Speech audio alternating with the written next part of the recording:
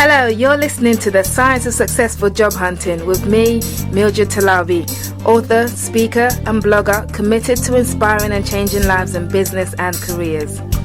This podcast series is all about sharing tips and techniques with you that will take the guesswork out of your job hunting. Why? Because successful job hunting is not about luck, chance or hope. Successful job hunting is a science. Welcome to today's episode.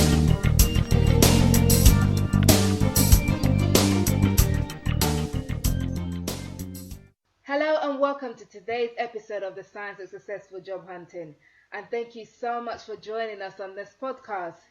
Now, about a month ago, I came across an online article titled How to Get Any Job You Want, Even If You're Unqualified.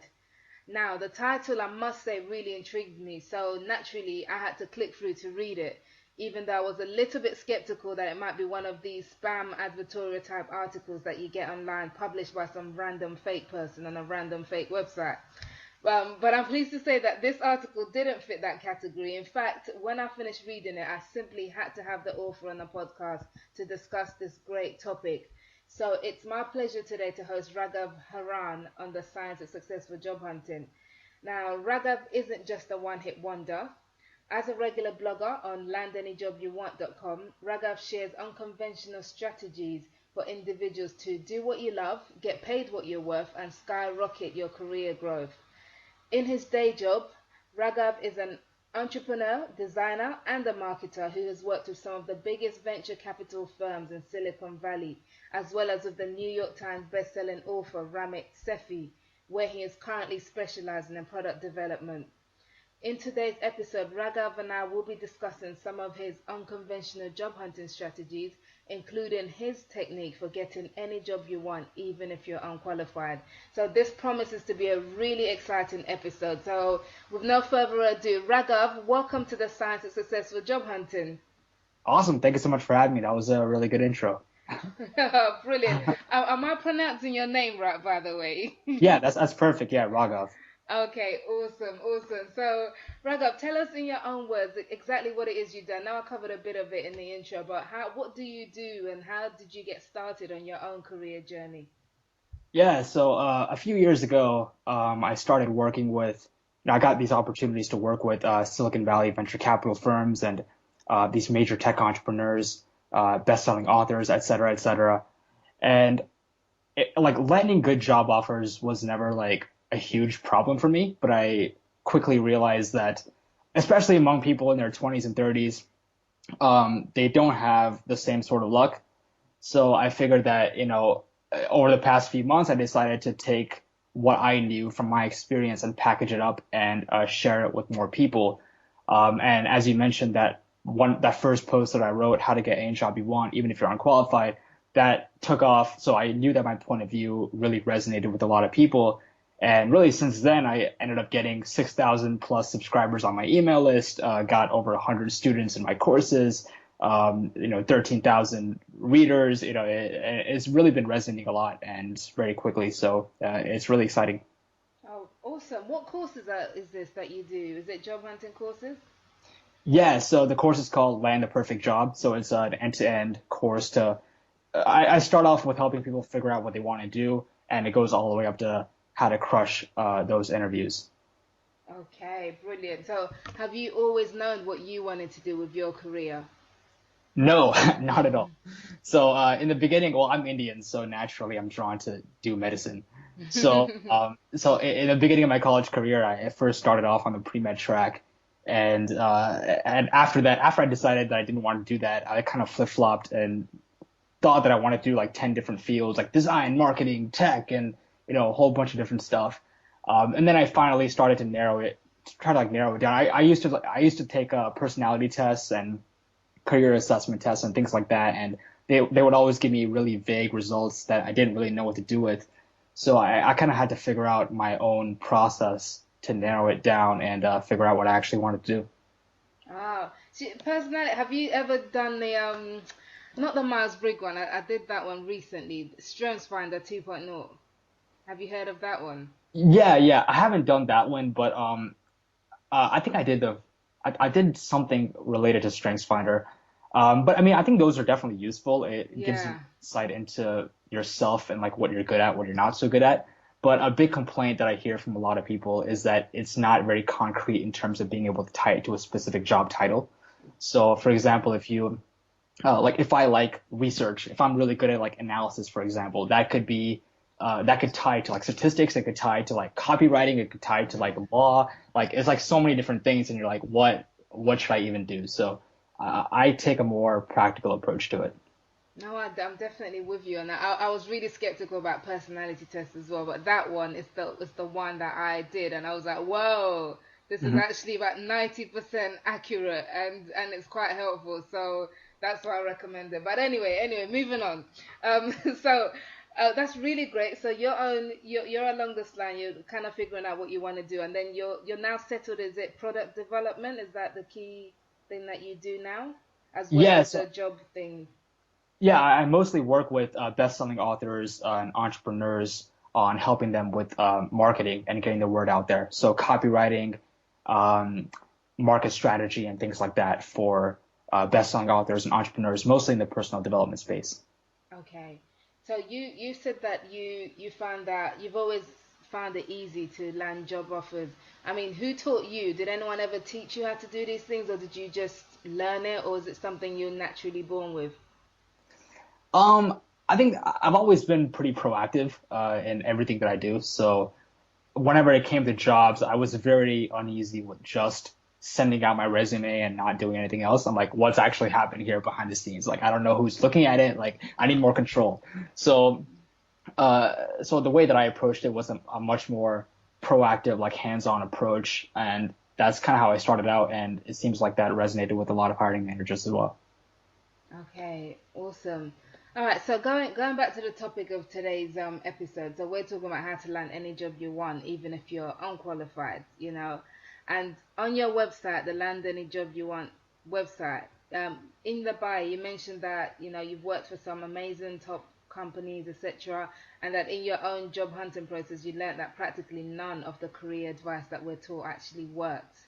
So, can you explain what you mean by this, and what is it that you discovered in your period of job hunting that led you to that conclusion?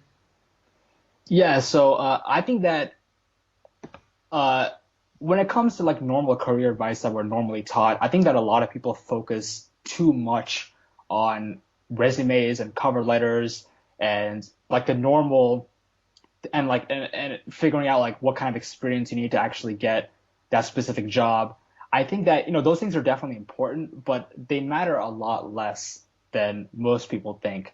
What I figured out is that if you give the hiring managers and the companies what they actually want, which is like uh, proving to them that you can actually do the job, then a lot of those things become highly irrelevant. So if a job, for example, requires like 5+ years of experience and it's like a business development role, but you know that you can do that job and you don't have 5+ years of experience, if you can prove to them ahead of time that you can actually do that, a lot of times they'll be much more lenient. And you don't really need as much experience, as many years of experience as you might think. You just need the skills to actually do the job that they require. How did you come to this conclusion? Is it through your own trial and error of applying for jobs and internships, etc.? Yeah, it's mostly through my own trial and error. And like the first time, I think it was a few years back when I applied for a job, I was still in school and I got a job that required a bachelor's degree and like 3 years of experience or something like that. And I was still in school and I convinced them to give me that job on like a 3-month contract.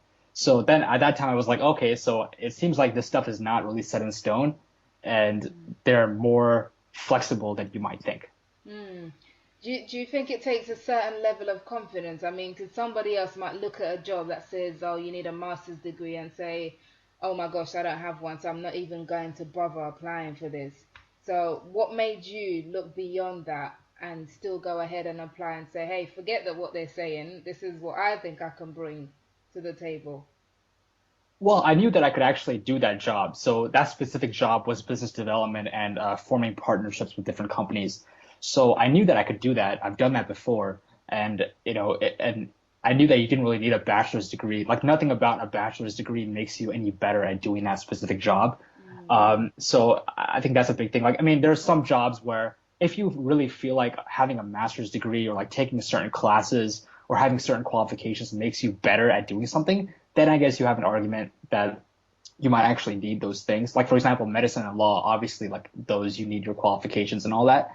But I think for most jobs, like 90% of jobs, you can do it without necessarily having like, without checking all the boxes.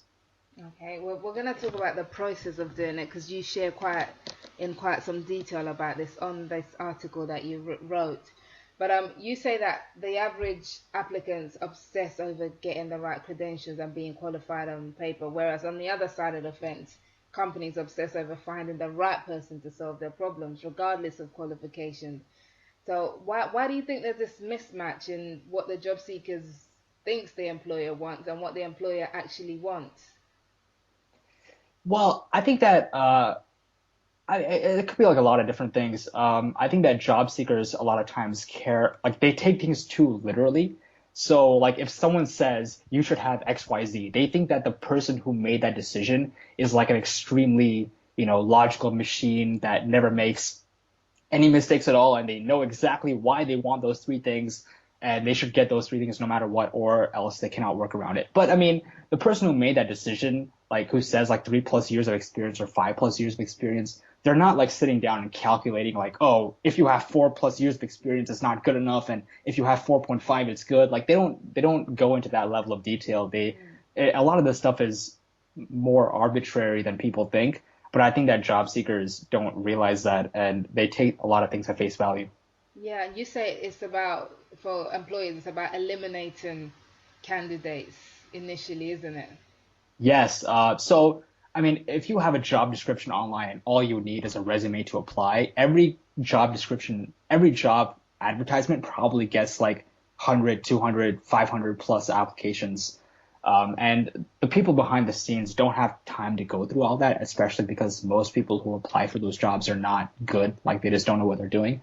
So they like to filter them out, they have certain levels of credentials or qualifications that they require. Like, so for example, if you're doing like a programming role and you have 5+ years of experience, then most likely you can do the job, right? So most likely you can hit those requirements and add value to the company. So it's largely arbitrary. So if you can still add value, but you don't necessarily have those requirements, you can still work around it. But it's largely done to filter the massive applicants that always come on the internet. Okay, and okay, so in terms of the actual job hunting itself, so from the job seeker's perspective, you're saying that you used a really interesting phrase about this. You said that you have to decommoditize yourself. Now, can you talk us through what you mean by decommoditization, what this whole process is all about, and how our listeners can go about doing it in their own job hunt? Yeah, so generally speaking, whenever you're being compared apples to apples with everybody else, you're basically treated like a commodity. So think about like a business. Like so if you're buying a product on say Amazon and you're comparing everything based and like you're looking at like similar products like you're buying deodorant and you're comparing everything on like on price, right? Like that product to you is virtually just a commodity. Like you don't really care which one you specifically pick, and it's only based on price. So it's a similar thing when it comes to job interviews. Like if you're being compared apples to apples with every other candidate, your personality, your like what's actually good about you does not actually shine. Like it's all just you're basically a commodity to the hiring manager. So what I mean by decommoditizing yourself is actually going beyond what is actually required to do the job. So for example, if the company requires a resume and cover letter, if they get like 100 resumes, they're going to compare them all apples to apples. But the way that I would go about it is by saying, what does the company actually want out of the role? Like, what does the job actually require? And how can I do that job before I get there and show them and prove to them that I can do it? And then all of a sudden you stand out and all of a sudden you're not being compared apples to apples with everybody else. Okay, so that's really interesting because you call that the pre-interview project. Yeah. So So you carry out a pre-interview. You tell us what it's all about. So what's the whole concept of this pre-interview project that you do? Yeah, so the pre-interview project is to prove to the company that you can actually do the job. So, for example, when I was interviewing for design roles, like UX design roles, for like Airbnb or Shutterstock or some of these bigger companies, what I would do is I would actually take one of their products or their website, and I would actually just run a usability test with a few just random people to figure out how that product could be improved. And then I would write a document like showing exactly the design suggestions, the design improvements, how their product could be improved, et cetera, et cetera. And I would send it to someone at the company who's in a decision-making role, like for example, the head of design or a UX designer who's like a UX design manager. So that is the sort of thing that I would do on the job. Like if I was working at that company as a UX designer, those are the sorts of things that I would be doing. So I can sort of recreate the job on my own and prove to them that, hey, this is the kind of thing you can expect if I was at the company. Okay, so that sounds like a pretty time-intensive project. So how many applications were you doing on average per week? Not that many. I think I was when I was applying, I would do like five, 3 or 4, 5.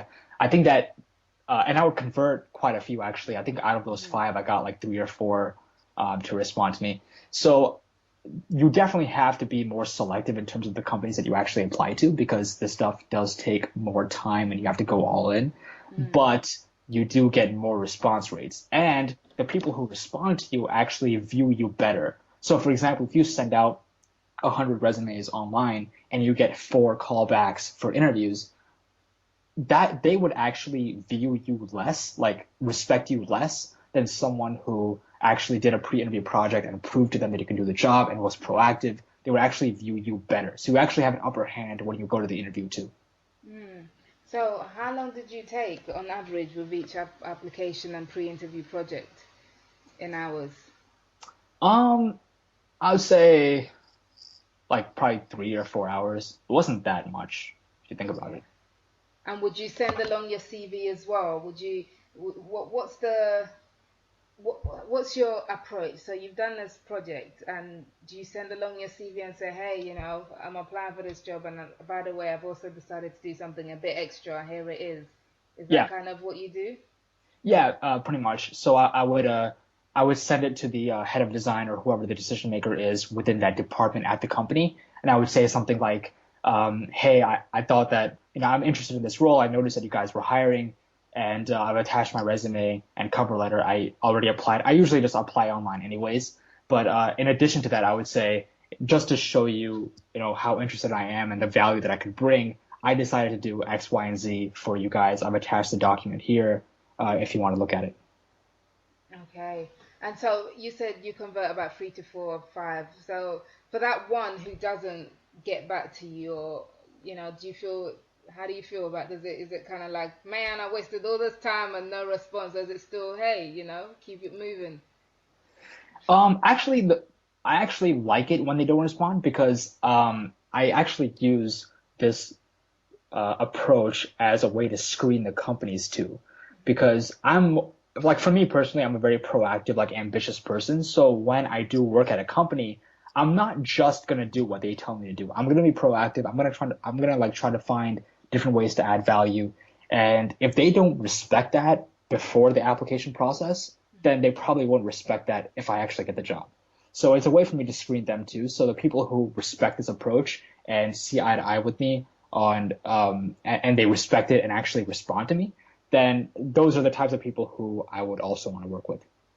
It's really good that you mentioned that because again, it's I think this confidence thing comes back to it. It's about you as a job seeker not being at the mercy of the employer, but kind of saying, well, I know you're recruiting, but I'm also interviewing you in a way, trying to see if you're a good fit for me. Is that the kind of mindset you go into it with?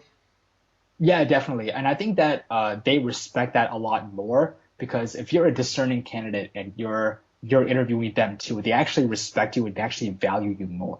Like it's like a relationship, right? Like if a guy like goes and like desperate, like trying to get every single girl he wants, like no one's actually gonna want him. But Mm. like if you're if you're a discerning candidate and you're trying to figure out who's the right person for you, then everyone is actually going to respect you more because that's just the way it goes. Mm. Brilliant. So I think one thing probably to go back to is because a lot of the listeners of our podcast are, let's say they're busy mid to senior level executives. Most of them already have a job and they're looking for the next role. So they might feel, okay, I really don't have the time to get involved in something as intense as a pre-interview project. What do you say to somebody like that? How do you overcome that time barrier?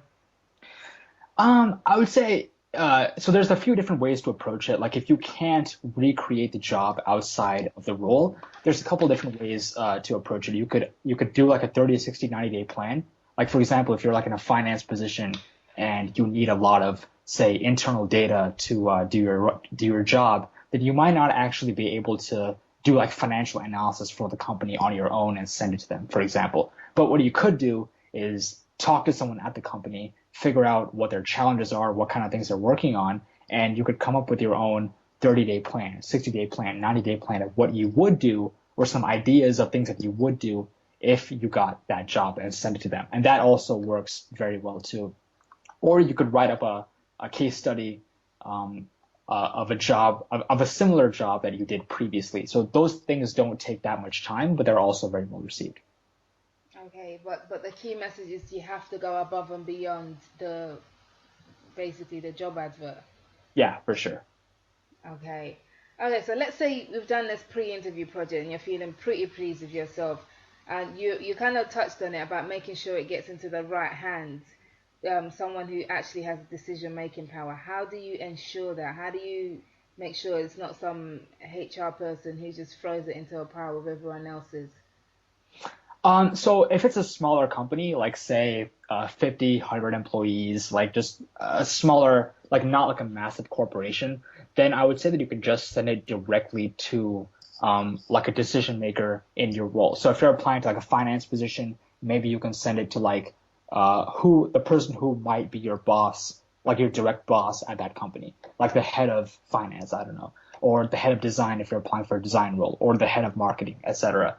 And you can guess their email address pretty easily. Usually everyone's very approachable on the internet through their own sites. But if not, their email address is something like first name, last name at company.com, first name at company.com. Like it's very easily, you can easily guess it. And do you follow up afterwards? Do you give it a few days and then maybe call them up to say, hey, did you get my thing? Or just wait and see if they come back to you? Yeah, I follow up after like a week. I think that's good to follow up a few times. Like after, like I would send it and then follow up once, like a week later. If they still don't get back to me, follow up again a week later. If not, just kind of get over it. Okay. And is it necessary to have a wide network of contacts to for this kind of unconventional approach to work for you? No, not necessarily. I mean, the way that I did it with a lot of smaller companies is I just cold emailed the person at the company who would be my boss and just send them a project. But if you are working at a larger company or if you feel uncomfortable with this, what you could do actually is just email someone at the company who's in the role that you're applying for and ask them to talk, like do like an informational interview with them. Like say something like email them and say, hey, I noticed that you guys are hiring for this role. I'm thinking about transitioning over to it, but I'm not sure if it's the right fit. So can we talk for like 15 minutes just to ask you a few specific questions? I just want to see if it's a good fit for me to apply. So if you get on the phone with them, you can actually ask them specific questions about what their challenges are, what they're working on, what you would expect out of the role. And that's actually also a good time for you to show that you are also a discerning candidate and you are also qualifying them. And then after that, like a week later, if you decide that it's a good fit, you can actually do a project based on something they said, something they told you that they were struggling with, and you can send it to them, and you actually have a warm contact that you can send it to at that point. Nice. That sounds really good. And what role does social media play overall in this when you're doing unconventional job hunting strategies like this? Do you have to be active on LinkedIn, Facebook, Twitter, all of it, or does it matter at all? Being active doesn't matter. I like to use LinkedIn just to find these people. So if I'm trying to find like the head of design at, say, I don't know, Microsoft or whatever, I would actually go on Microsoft. I would actually go on LinkedIn, and you can use the filters on LinkedIn to find the decision maker at the company. Like you can like type in head of design Microsoft, and then you can find their names, and then you can go on their email and actually email them. Okay, awesome. Now, just a couple more questions, but I think one of the tips you give in another blog post that you wrote is that your job as a job seeker is to make the hiring managers feel comfortable about you on an emotional level. So, in order that you can decommoditize yourself and stand out. Now, emotion isn't a word often associated with job hunting, well, except maybe on the negative side of rejection, depression, or or maybe if you get a positive outcome, it's elation. So, how exactly do you bring emotion into your job search without turning in a mushy, subjective CV and cover letter about how badly you want this job? Well, it's by figuring out what they actually want. So, like I mentioned, if you talk to someone at the company beforehand, before you apply, figure out what kind of things that they're working on, what kind of things they're struggling with, and you can go the extra mile to show that you can actually do that job beforehand, or at least come up with a 30-day plan to show that you know what you would be doing if you got that job. Those sorts of things are like, wow, this guy is really on point. He's proactive. He's I don't have to hold his hand if he comes here. Basically, is what they think. So, I mean, everything is all emotional, right? Every single decision we make is largely emotional, and the people who hire you is no different. Hmm. I'm curious to know on a personal level how you get on. So after you've submitted one of these job applications and you've done the pre-interview project, etc., and then you get accepted for the role. When you start the job, how has it been? Do you find that they treat you differently? That maybe with more respect, or that your role is more flexible? What kind of impact does that actually has that made for you in your jobs? Yeah, that's a really good question. In my past roles, it's been a lot more respect. So I actually got so there's some people in the past tech companies that I worked with that got the same role as me, but they applied online and just kind of went through the normal process and got it. But the company actually gave me a lot more responsibility. I got to work with more senior level people, and the people who had the same job title as me at that company didn't get like nearly as much respect. So the proactiveness really goes a long way. It's not just to get the job, but like once you get that job, they perceive you much differently. Like they perceive you as a go-getter, someone who can handle more things, someone who actually knows what they're doing. So it's not just about getting the interview, it's about planning for like the next like year, 2 years, 3 years after you actually get there. So it's like a fast track path almost. Yeah, yeah, I mean, it changes their perception of you. So, for example, like I'm usually really bad at making first impressions. So I like to do as much as I can beforehand. So doing something like this gets people to like me before they actually meet me. So it also takes a lot of pressure off of my back to make a really good first impression once I get that job because they already like me. So that makes it much easier for me. Hmm. I love it. I think that's great. Okay, final question. So I call this show the science of successful job hunting because I believe that successful job hunting is not by luck, chance, or hope. It is a science. In other words, I think there's a formula to successful job hunting, and you've definitely touched on lots of it today. So with that in mind, if you had just one science of successful job hunting to share about how to land any job you want, even if you're unqualified, what would it be? I would say try to figure out what people actually want versus what they say they want. So this applies not just in jobs, but like anywhere in life. Like if you are, if you're like looking for like a relationship partner, if you like ask someone like, what do you want in a partner? They might give you like a list of criteria. But like if you actually find out who they settle down with, who they actually marry, a lot of times they don't fit like any of that criteria, right? And this applies to like a lot of different areas of life too, and especially jobs. Um, if you can figure out what they actually want, like what the job actually entails, what they actually want you to do in that role versus what they say they want in the job description, I think you can really shortcut your way to getting what you want. Brilliant. I think that's a fantastic note to end on. Raghav, it's been so great. I mean, it's gone so quickly, but I feel like there's almost like the path that you talk about. It's kind of fast track, but all the important elements are there, and I think this is such a great strategy. And I think that more people should have more confidence to go forward and use in their job search. Yeah, So, absolutely. yeah, brilliant. Thank you so much for sharing that. So, what are you currently working on, and how can people find out more about you? Yeah, so if you want more of my content, you can go on landanyjobyouwant.com. And there's also some opt-ins for my email list there, and you can see the rest of my content. Apart from this approach, I also have other content on how to make the right connections, how to crush it in interviews, how to get in contact with these really big people. Like, for example, how did I work with these best-selling authors and entrepreneurs? Like, how did I even get in touch with them? I have all that content on my site, so you can check that out. Fantastic. So that's at landanyjobyouwant.com. Yep. Okay, brilliant. I'll put the link in the show notes as well. And can people reach out to you on LinkedIn and Twitter or anything like that? Yeah, sure. If you want to reach out to me on Twitter, you can follow me at Raghav Haran. That's RAGHAVHARAN.